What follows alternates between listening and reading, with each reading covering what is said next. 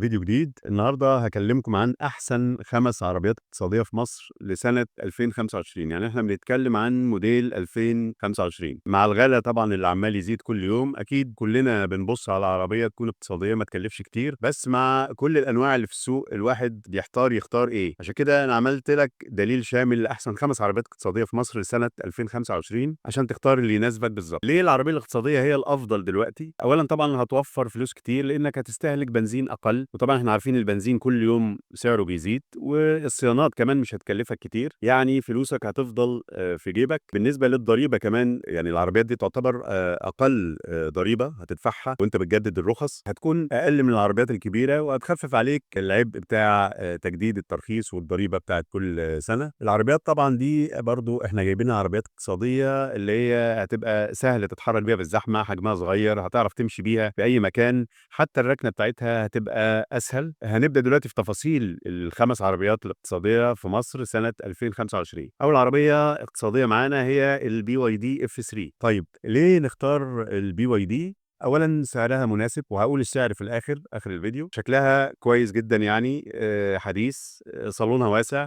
العربية دي بتناسب العائلات الصغيرة والشباب اللي بيدوروا على عربية عملية. عيوب الBYD F3 إن خاماتها الداخلية من البلاستيك، التعليق بتاعها المساعدين والسوست المقصات ممكن يكونوا ناشفين شوية. تاني عربية معانا هي الشيري أريزو 5. هنختارها ليه العربية دي؟ علشان شكلها حديث، فيها كاميرات وسنسورات كتير، وده ميزة وعيب في نفس الوقت طبعًا. سواقتها سواقة ممتعة، طبعًا عندك كماليات كتير جدًا جوه الصالون، مليانة كماليات بتناسب الأسر الصغيرة والشباب اللي بيحبوا العربيات اللي بتكون شكلها حلو وفيها مواصفات حديثة. عيوب العربية دي ممكن يكون بعض الفئات مش جاي فيها كل الكماليات اللي إحنا بنتكلم عليها، وكمان السنسورات الكتير اللي موجودة بتكلف في تصليحها. الخامات الداخلية بتاعتها برضه مش خامات غالية، مش فبر يعني، هي خامات بلاستيك برضه. تالت نوع معانا هو السوزوكي سيليريو أو سيلاريو. العربية دي هنختارها، يعني لو حبينا نختارها ليه؟ هي تعتبر أصغر عربية في القايمة، أصغر من حيث الحجم. العربية دي بتشرب بُق بنزين صغير خالص، وبتمشّيك مسافة محترمة، موفّرة جدًا، سهلة في المناورة والركنة بتاعتها. العربية دي بتناسب اللي بيسوقوا كتير في المدينة والزحمة، بتنفع أسرة صغيرة مثلًا مكوّنة من أب وأم وطفل. العربية دي عيوبها إن صالونها ضيّق شوية، خاماتها الداخلية طبعًا بلاستيك، قدرتها ضعيفة من ناحية السحب. رابع نوع معانا هو البروتون ساجا. البروتون ساجا دي براند معروف، ماركة كبيرة وعريقة. هنختارها ليه؟ العربية شكلها حديث،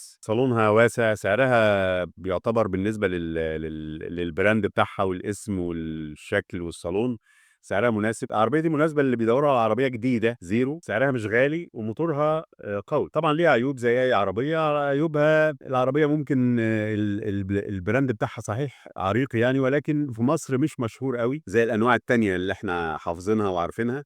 قطع غيارها متوفرة صحيح خارج التوكيل، ولكن سعرها غالي، مش غالي برضه غالي جدًا يعني زي البراندات الكبيرة يعني، ولكن يعني غالي شوية عن باقي العربيات اللي هي زي النيسان وزي الBYD والحاجات زي كده. خاماتها الداخلية برضه ما يعني مش عالية يعني، ولكن هي خامات بلاستيكية. النوع الأخير معانا هي عربية الشعب 128 بتاعة 2025. العربية النيسان صني. نختارها ليه؟ ماركة معروفة، بتتجمّع جوّه مصر، صناعتها معقولة، الخامات بتاعتها مش أحسن حاجة، ولكن هنقول إنها خامات كويسة بالنسبة لباقي العربيات. سواقتها معقولة، هي عربية بس الصاج بتاعها خفيف من برّه، ولكن يعني هي العربية ما فيش مشكلة فيها. قطع غيارها طبعًا متوفرة لإن مصنعها هنا في مصر. سعرها يعني مناسب بالنسبة ل ل ل لسعر باقي العربيات. صالونها واسع، الوكيل بتاعها محترم. العربية دي بتناسب اللي بيدوّروا على عربية قوية كموتور، عربية سهل صيانتها، أعطالها قليلة،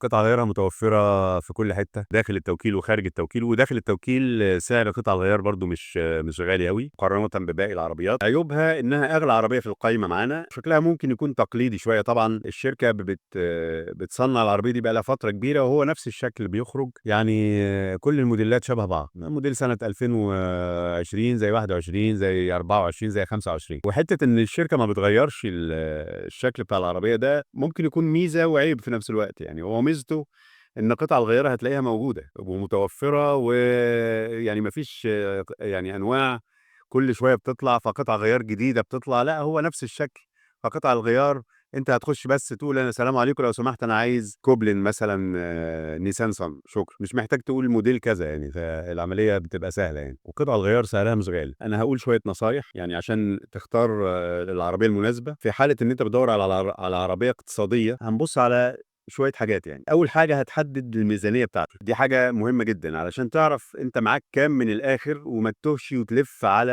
أنواع كتير من العربيات والعملية تتوه منك. هتحدد ميزانيتك وهتبقي حوالي 20,000 على جنب كده علشان موضوع الترخيص والمواضيع التانية دي. يعني ولنفترض أنت معاك مثلًا 500,000 يبقى هنقول إحنا هنتكلم في عربية ب480,000 واركن شوية على جنب كده علشان أي حاجة هتحتاج تعملها في العربية بعد ما تشتريها. تاني حاجة هتقارن المزايا والعيوب بين كل عربية، زي المحرك والمواصفات والأمان وطبعًا الشكل والاستخدام. الشكل ده طبعًا حاجة شخصية، كل واحد يعني لولا اختلاف الأذواق لبارت السلع، كل واحد وذوقه. أنت هتشوف يعني شكل العربية عاجبك، هتبدأ تدوّر على المواصفات بتاعتها. هل العربية أنت مثلًا أسرة كبيرة، أسرة صغيرة، هل أنت شاب محتاج عربية صغيرة هاتشباك مش محتاج حاجة كبيرة وهكذا. يبقى هنقارن المزايا والعيوب بين كل عربية زي المحرك والمواصفات والأمان، وطبعًا يعني أهم حاجة بالنسبة لناس كتير هي الشكل والاستخدام، ده شيء مهم جدًا. لازم تجرّب تسوق العربية، يعني دي نصيحة أنا باقولها لكل حد، إن شاء الله حتى تشوف حد صديق ليك أو عربية بتتأجر تكون نفس النوع اللي أنت رايح تشتريه، أجرها وسوقها يوم. يعني حتة إنك تجرب تسوق العربية دي حاجة مهمة جدًا علشان تشوف أنت مرتاح في الكرسي، مرتاح في العربية والّا لأ، مرتاح مع الدواسات، مع النقل، مع الفتيس، مع الموتور، مع السحب، مع الجري، مع المطبات، يعني أنت بتحكم على العربية اللي هتشتريها.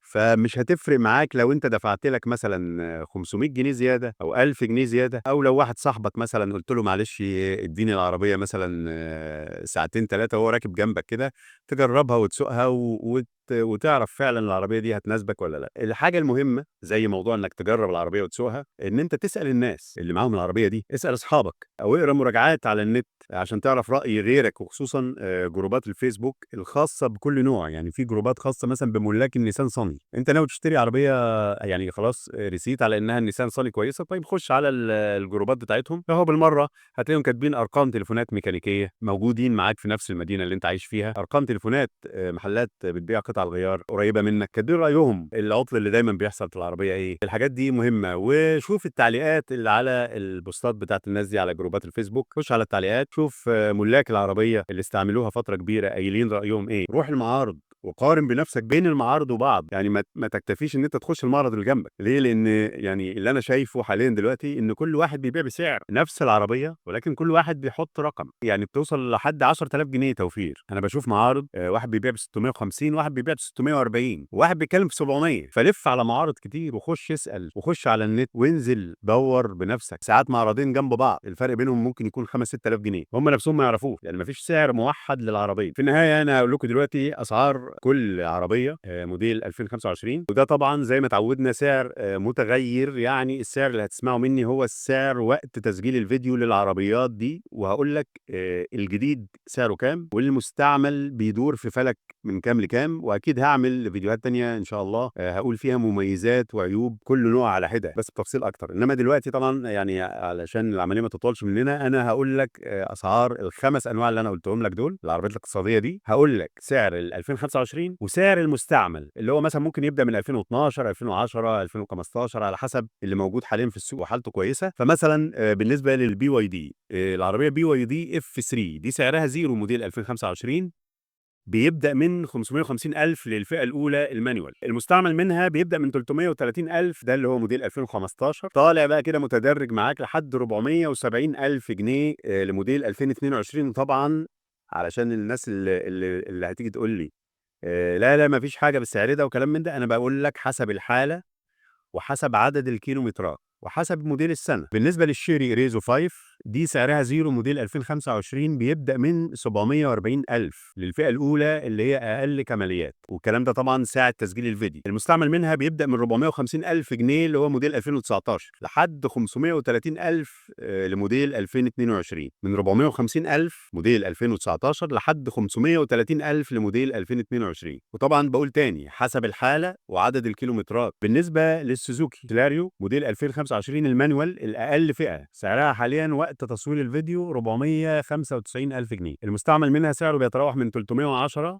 ده الكلام ده موديل 2010، لحد 400,000، وفي 450,000 لموديل 2023. الكلام ده كله للفئة الأولى المانيوال. وتاني هقول السعر بيتغير حسب أو بيتقيم حسب الحالة وسنة الصنع وعدد الكيلومترات. بالنسبة للبروتون ساجا سعرها الزيرو موديل 2025 ب 660,000 جنيه، وفي ناس طبعا بتبيعها ب 670,000. يعني أنا بقول لك 660,000 علشان في معارض أنا عارفها بتقول 660,000، بس في معارض تانية قدامي بتبيع ب 670,000 وبتبيع، وبيقنع اللي بيشتري ان الام 670 احسن من ام 660، مع ان الاثنين موديل 2025 يعني، بس هو يعني تاجر شاطر شويه. المستعمل منها حسب الحاله وسنه الصنع وعدد الكيلومتر بيتراوح سعره من 360,000 اللي هو موديل 2012، ويتدرج السعر كده لحد ما يوصل 550,000 لموديل 2023. بالنسبه طبعا للنيسان صني دي يعني اختار فيها الاطباء. النيسان صني دي لحد دلوقتي بيتباع منها الزيرو المتخزن موديل 2023. هتقول لي ازاي؟ هقول لك ما اعرفش. ومش بيتباع لانه كسر زيرو زي ما اتعودنا زمان، لا بيتباع لانه زيرو. موديل 2023 زيرو، هي زيرو فعلا، العداد بتاعها كبير وعامل 100 كيلو مثلا ولا 200 كيلو، ولكن متخزنه من 2023. موديل 2023 بيبدا سعرها من 395,000. موديل 2024 بيبدا السعر بتاعه من 670,000، ده للاوتوماتيك. وموديل 2025 نازل 1300 سي سي بسعر 684,000، ونازل 1500 سي سي بسعر 670,000 اللي هي بيسموها السوبر صالون الاوتوماتيك. اما المستعمل من نيسان صني فحدث ولا حرج. المستعمل طبعا طالما سوق الزيرو كله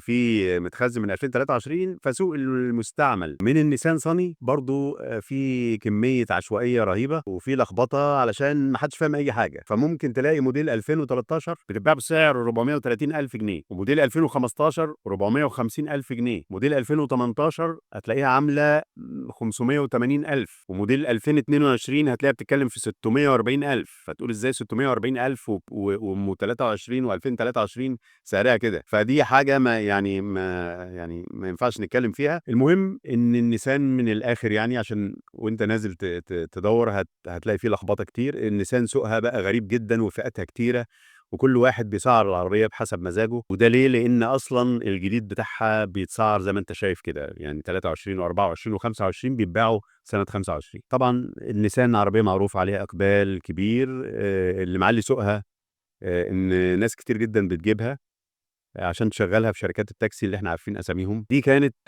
اخر عربيه معانا في الفئه الاقتصاديه لموديل 2025، وفي النهايه تمنياتي للجميع بالتوفيق. اشوفكم على خير.